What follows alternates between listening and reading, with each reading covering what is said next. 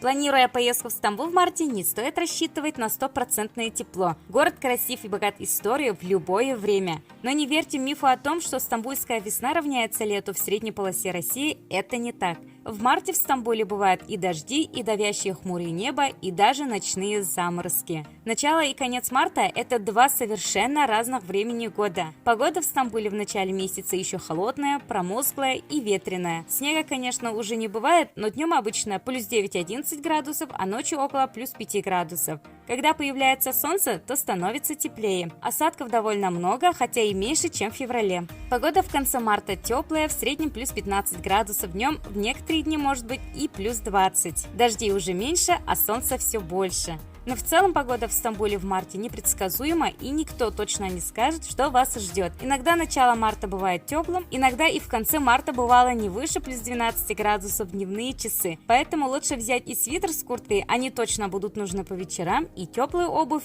и зонт. Март – это один из самых лучших месяцев в году для экскурсии. Погода уже не такая холодная, как зимой, нет еще толп туристов у достопримечательностей и очередей в кассы. Можно отправиться и на морские экскурсии. Цены на экскурсии в Стамбуле в марте ничем не отличаются от других месяцев. Можно осматривать интересные места самостоятельно, можно на туристическом автобусе, а можно взять уже готовые экскурсии, которые включают главные достопримечательности города. Если не знаете, где купить экскурсии подешевле, оставлю ссылку на сайт, где я сама лично покупаю онлайн по выгодным ценам. Экскурсии есть на разные даты и достопримечательности, и даже в разные страны. Плюсы Стамбула в марте – это время посещать музеи, теплее на 6-8 градусов, чем в среднем по России, дешевле жилье и авиабилеты, мало туристов.